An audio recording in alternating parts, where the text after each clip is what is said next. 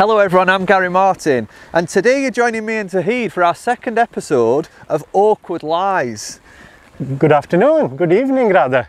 So we asked you guys for some suggestions for awkward lies, because Tahid likes, he likes a difficult awkward lie, he doesn't like an easy one, and you have really given us some awkward lies to do tonight, so we're looking forward to bringing them ones to you. We had some really positive comments as well, because we posted the video and you might remember the sound quality wasn't, to our usual standard, because the microphone switched onto silent by accident. Yeah.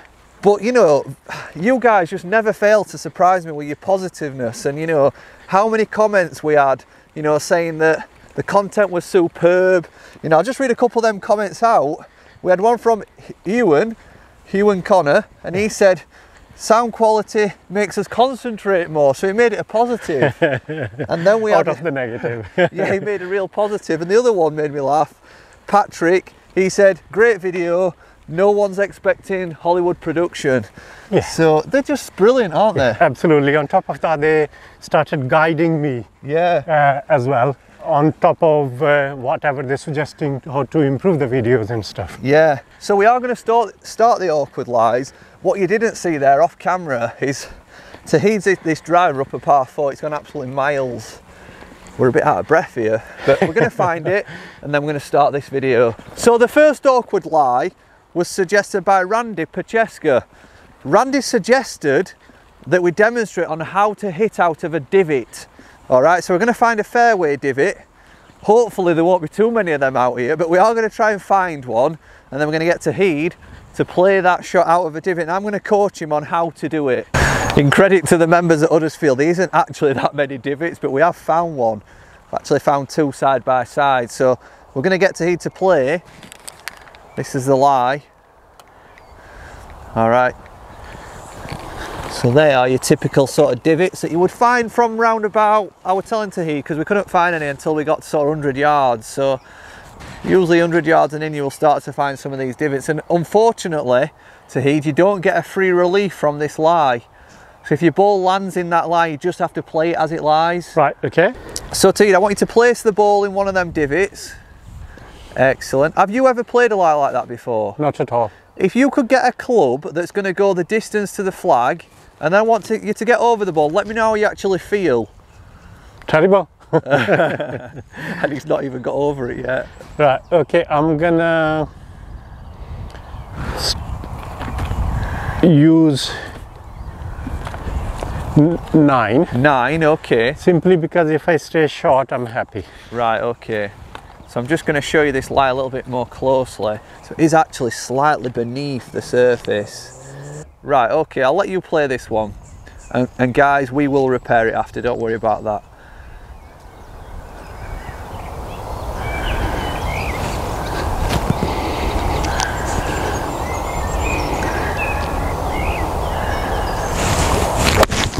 Oh. Well, you made good contacts, but you lost a little bit of control. I think that your club may have twisted when it hit the floor, because of the divot. I took the divot out, but obviously the ball went all the way to the right. Yeah.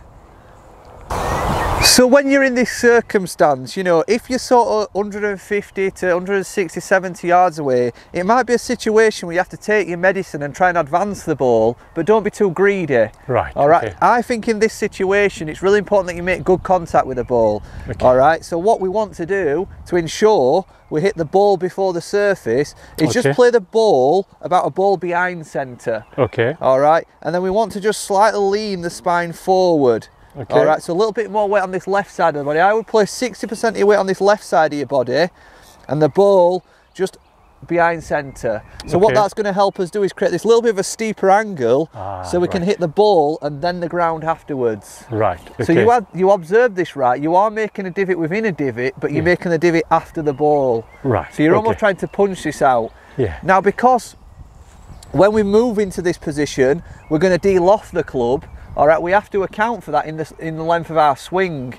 Okay. So we've got 100 yards here. I've got the pitching wedge, which I would normally play 100 yards in a full shot, but because the weight's on the left side and the ball's behind centre, we're de-lofting the club a little bit. I'm not going to be making a full length swing. I'm going to be swinging more in control and swinging the hands just up to the shoulder and then through to the shoulder. Okay, so I'm going to get my setup, ball just behind centre, weight on the left side of the body, and I'm just going to have that rehearsal to make sure I take the hands up to the shoulder.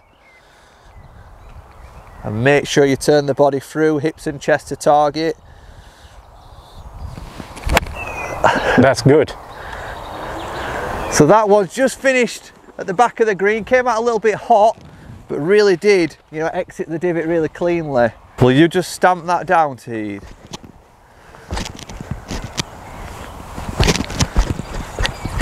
Thank you. That's fine. So we're in COVID, guys, there's no rakes in the bunker. Our bunkers are usually absolutely fantastic, but tonight we've got the fried egg, which was a suggestion by John Roundtree. So you want to fry me in now? So if you could try and play this one, Tahid.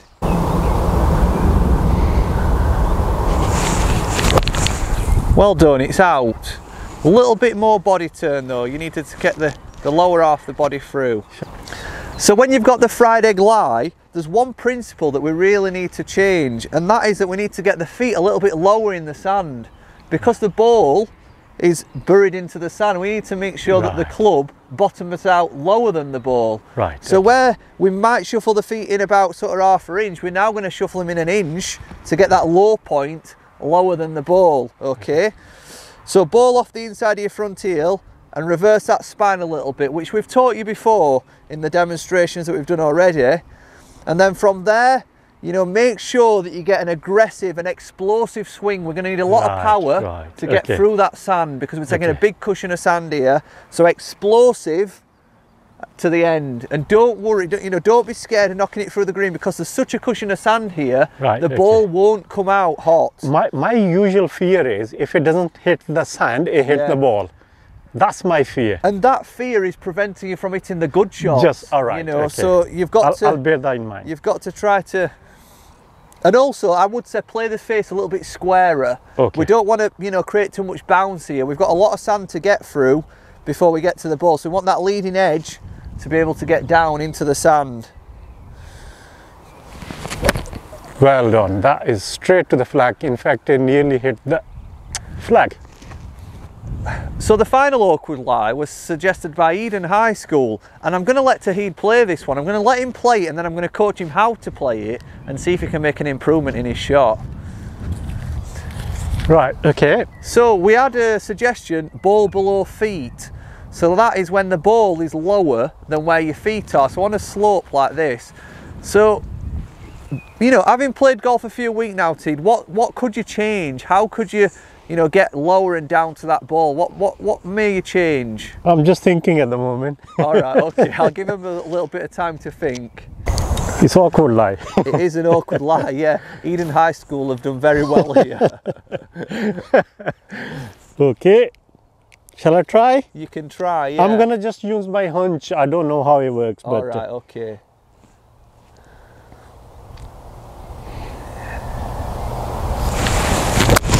Well, he's really contacted that well, using his hunch. Well done, he's advanced the ball. Fantastic strike, Tahid. Thank you. Now, for the viewers out there that might not understand what to do, I'm going to coach you on what to do on that situation, Teed, and then I'm going to get you to play that again. Thank you. So when you're in an awkward lie like this and the ball's below your feet, we've got to consider that balance could be an issue here, all right, because the weight is going to move towards your toes, you know, and it could be an issue. So if you swing too aggressively, you could lose your balance, you know, and fall into the ball and maybe hit the heel of the club and certainly lose your centreness of strike. So I think one of the things we have to be careful of here is that we don't swing too aggressively. All right, so that might mean that you have to increase your club. So if you've got 100 yards, you know, and you hit a pitch wedge, it may be that you have to go to an 8-iron so that you can play that swing a little bit more steady. Okay, but you did make some good changes, and I don't know if this was, you know... It was pure hunch. Pure hunch, you tilted over more, and that's something you have to do. You have to have a little bit more tilt from your hips.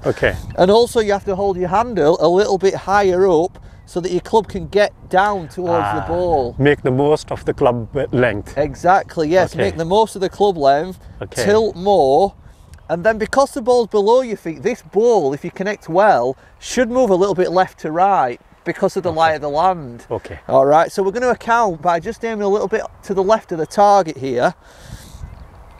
Now this is well out of range, so we're just going to advance this ball, but I'm going to make sure that I don't swing my hands past my shoulder so that I can really focus on balance. I'm going to hit one, and then I'm going to get Tahid to follow on and hit one as well. So you see how that's moved a little bit left to right? Yeah, that is brilliant shot.